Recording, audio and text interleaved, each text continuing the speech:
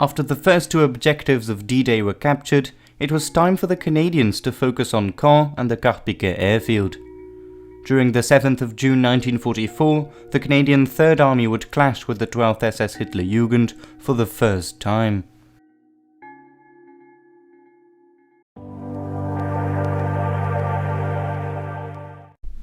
We last left the Canadians when the 7th and 8th Canadian Infantry Brigade secured the Elm objective after a hard day of fighting for the French coastal towns along the invasion beaches.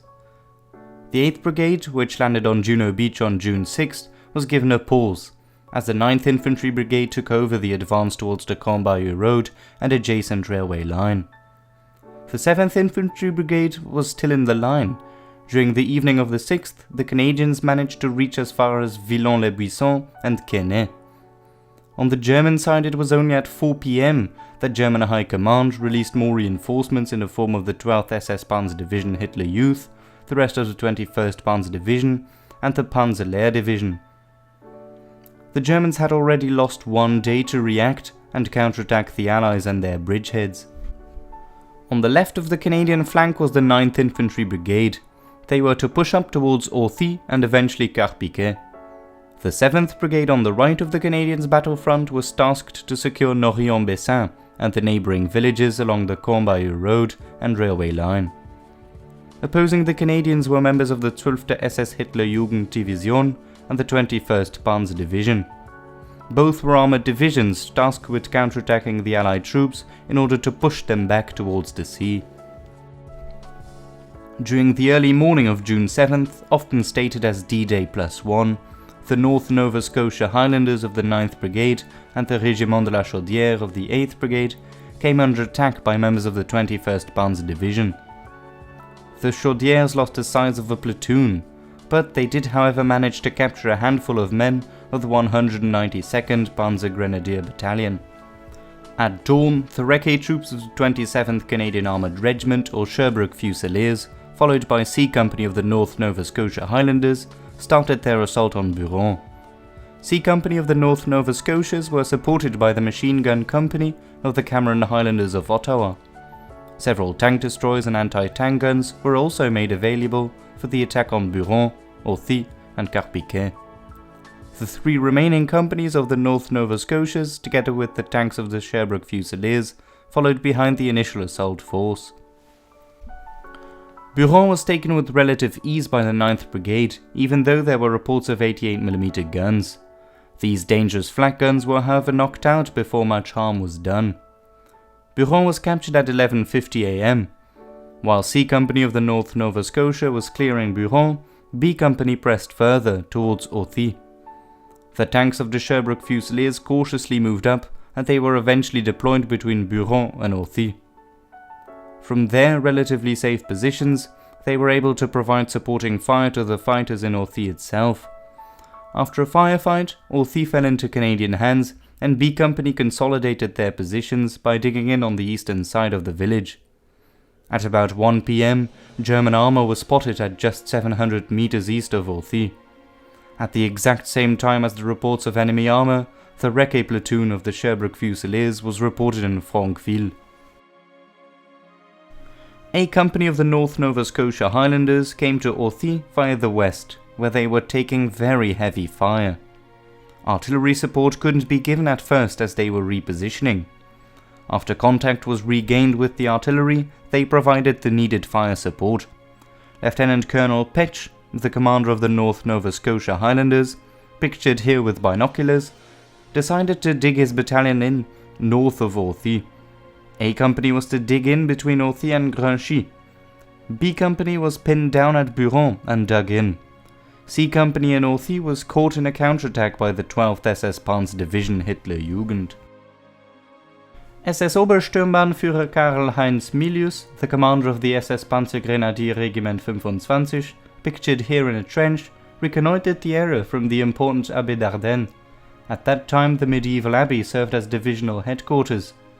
When Milius saw the oncoming tanks of the Sherbrooke Fusiliers dangerously closing in on his position, he ordered the 2nd Battalion of the SS Panzer Regiment 12, which consisted of Panzer IV tanks, to deploy together with the members of the SS Panzergrenadier Regiment 25. Milius ordered the 3 companies of the infantry of the 3rd Battalion to advance on Authie and the neighbouring Buron.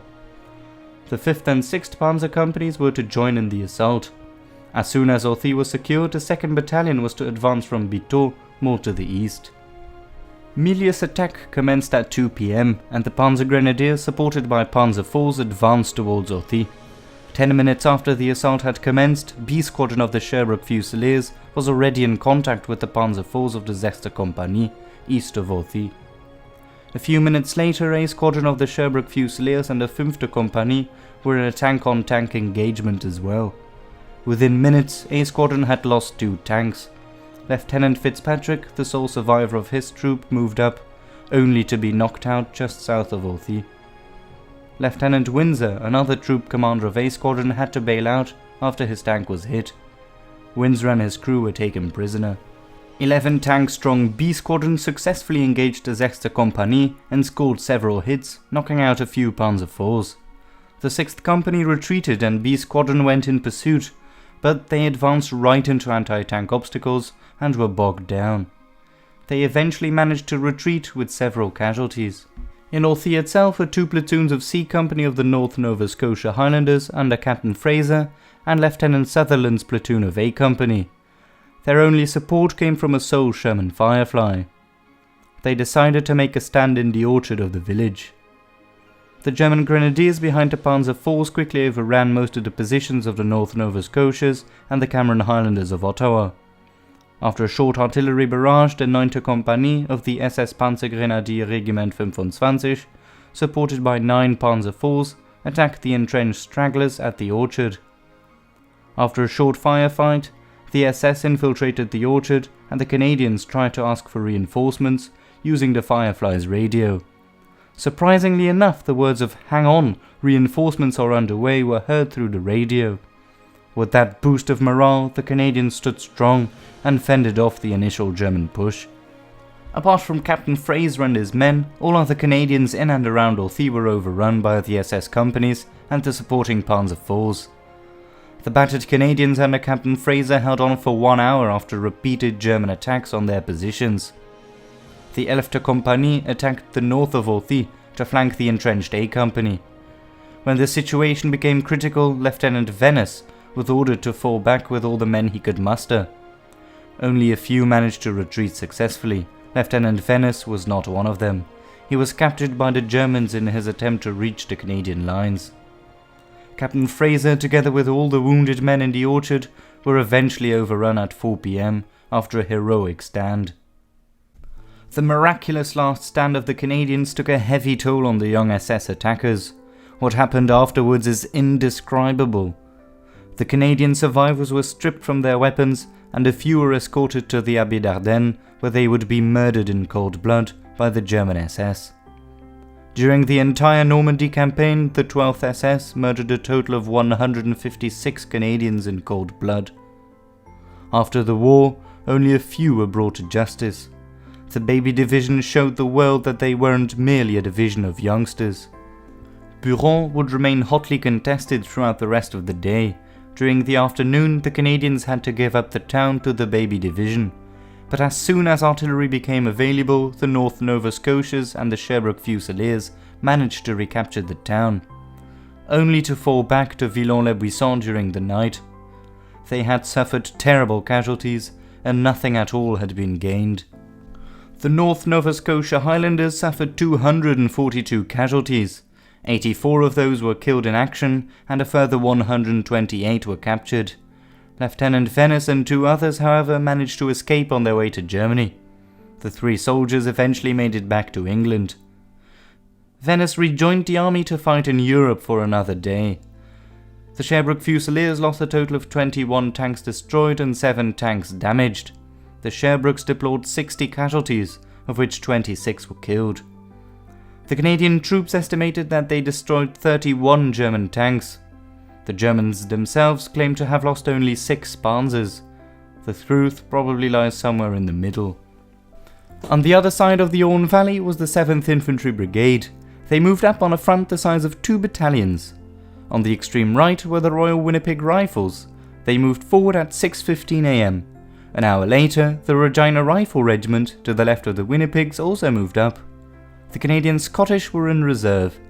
Just like the 9th Brigade on the left, the objective was also the Caen road.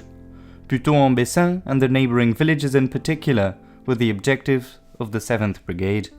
The German 716th Infantry Division defending the area offered little resistance. With no dangers in sight, Canadian headquarters ordered the Canadian Scottish in reserve to join the fight. All 3 battalions were heading towards the Caen road. At noon on the 7th of June, the Royal Winnipeg Rifles reported back to HQ that they were in Puteaux-en-Bessin, just beyond the Caen road.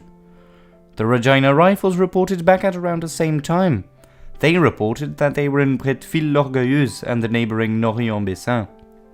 In support of the infantry were 2 squadrons of the 1st Hussars, but these squadrons had suffered so dearly during the landings the day before that both squadrons were amalgamated into one. The 7th Brigade was deployed as follows. On the right flank of the Canadians in Puteaux-en-Bessin was the depleted Royal Winnipeg Rifles. They had lost 127 men on June 6, but they were still on frontline duty. A part of the Canadian Scottish were located in Sicqueville-en-Bessin. The other part closed the gap with the 9th Brigade around Caen. Normandy-en-Bessin was defended by the Regina Rifle Regiment. The night of the 7th to 8th of June was quiet, a silence before the storm, as the next day the sister regiment of the 25th SS Panzergrenadier Regiment, which had just lost 300 casualties at Authie, was about to enter the Normandy battlefield.